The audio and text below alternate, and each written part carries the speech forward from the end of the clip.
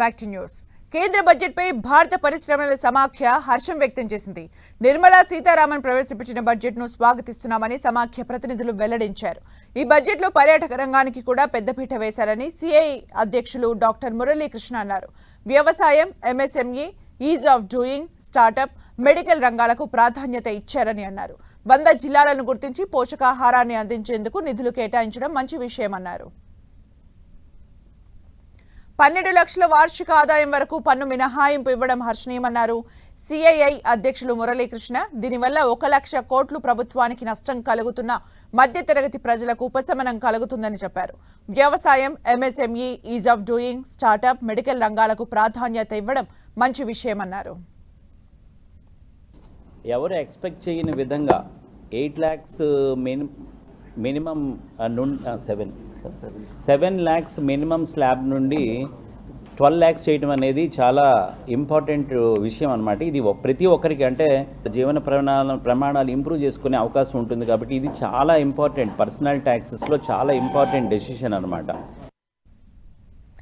Nuclear units ను private రంగంలో ప్రోత్సహించడం మంచి విషయమన్నారు సిఐఐ ప్రతినిధి శ్రీనివాసరాజు. మినీ యూనిట్లకు కేంద్రం ప్రాధాన్యత ఇవ్వడాన్ని ఆహ్వానిస్తున్నామని చెప్పారు. పౌరులకు గౌరవం ఇచ్చేలా చేయడం హర్షణీయమన్నారు. న్యూక్లియర్ యూనిట్స్ మీరు చూస్తే న్యూక్లియర్ పవర్ ఎంతవరకు గవర్నమెంట్ సెక్టర్లో ఉండిపోయింది. అది క్లీన్ ఎనర్జీ. న్యూక్లియర్ నుంచి వచ్చిన power it's a clean energy with limited రిసోర్సెస్తో ఎక్కువ పవర్ జనరేట్ చేయొచ్చు. ఆ పవర్ని ప్రైవేట్ సెక్టర్లో కూడా చేయటానికి అవకాశాలు ఇస్తున్నారు. టెక్స్టైల్, షిప్ బిల్డింగ్స్లలో ఉపాధి అందించేందుకు అవకాశాలు పెంచారని సిఐఐ ప్రతినిధి నీరజ్ అన్నారు. మైనింగ్, ఈవీ రెవల్యూషన్ బడ్జెట్ అందిపుచ్చుకుందన్నారు. న్యూక్లియర్ ఎనర్జీలో ప్రైవేట్ సెక్టార్ భాగస్వామ్యాన్ని ఆహ్వానిస్తున్నామని చెప్పారు.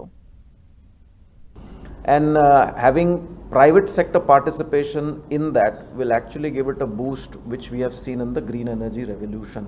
And even today we are struggling to actually make solar sustainable, and nuclear probably is one of the best sources of renewable energy that we can have.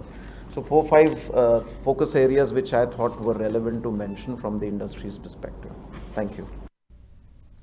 ఎంఎస్ఎంఈలు దేశానికి రెండో growth engine అని సత్యేంద్ర తెలిపారు. దేశంలో 1 కోటి ఎంఎస్ఎంఈల ద్వారా 30% ఉత్పత్తులు జరుగుతున్నాయని ఆయన అన్నారు. కేంద్ర బడ్జెట్ ప్రజల ఆకాంక్షలకు అనుగుణంగా ఉందన్నారు. భారతదేశంలో అప్రాక్సిమేట్లీ 1 crore ఎంఎస్ఎంఈస్ ఉన్నాయని, అవి 7.5 crore పీపుల్ని ఎంప్లాయ్ చేస్తున్నాయి. ఎంఎస్ఎంఈస్ అన్నీ కలిపి around 30% of total manufacturing India contribution చేస్తున్నాయి. అండ్ 45% ఎక్స్పోర్ట్స్ ఎంఎస్ఎంఈస్ కాన్ఫిగర్ చేస్తున్నాయి. సో మా ఉద్దేశం ప్రకారం గవర్నమెంట్ దీనికి తగిన ప్రోత్సాహకాలని, తగిన గుర్తింపునిచ్చిందని ఫీల్ అవుతున్నాం.